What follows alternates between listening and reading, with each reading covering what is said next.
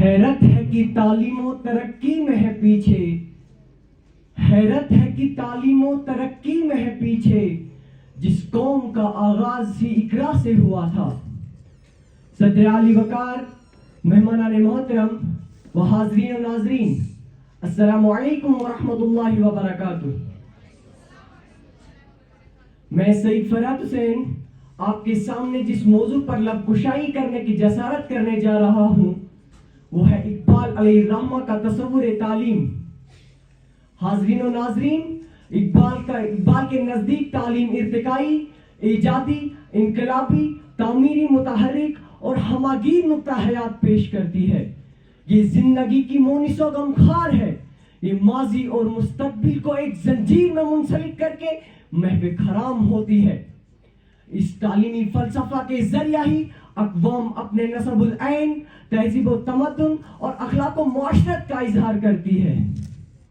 یہی وجہ ہے کہ اقبال نے قومی زندگی کے اس اہم پہلو پر غور و خوض کیا ہے اور اپنے افکار کے ذریعہ ایسی راہ متعین کرنے کی کوشش کی ہے جو ایک زندہ اور جاوید قوم کی تخلیق کا باعث بن سکے۔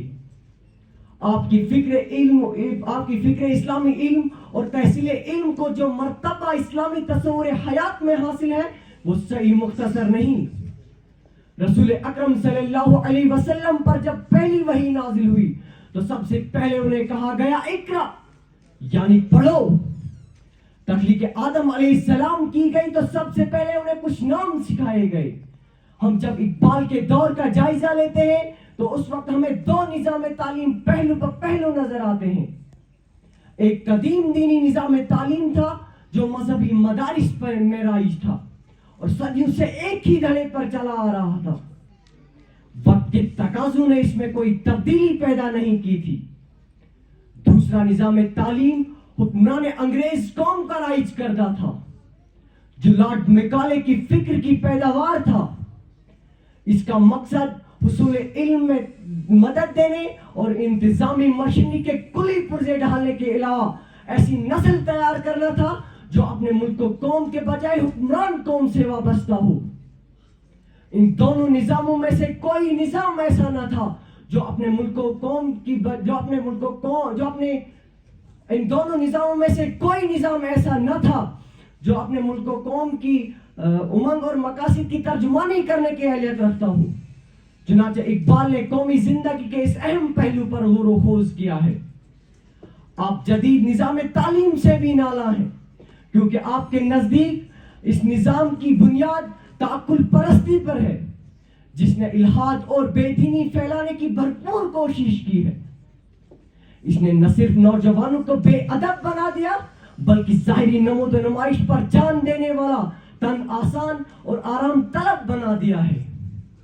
اسی لیے آپ نوجوانوں کے لیے بطور خاص کہتے ہیں کہ تیرے صوفے ہے افرنگی، تیرے کالی ہے ایرانی، لہو مجھ کو رلاتی ہے جوانوں کی تن آسانی۔ حاضرین و ناظرین، اقبال کے نزدیک تعلیم کا مقصد و منتہا یہ ہے کہ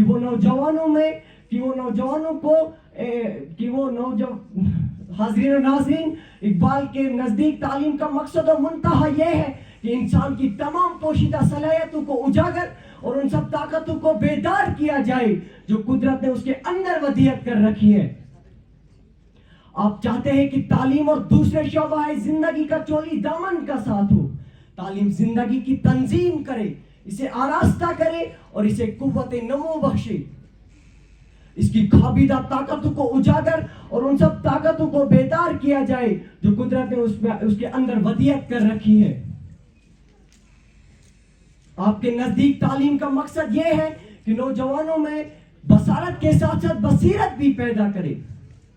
دل بینا بھی کر خدا سے طلب، دل بینا بھی کر خدا سے طلب، آنکھ کا نور دل کا نور نہیں۔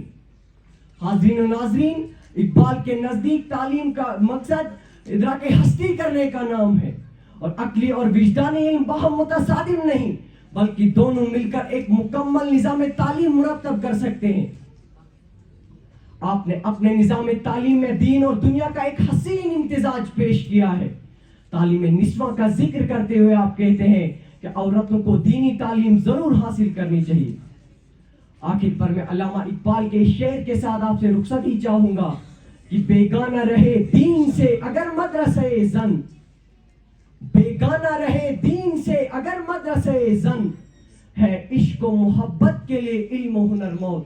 السلام علیکم ورحمۃ اللہ وبرکاتہ۔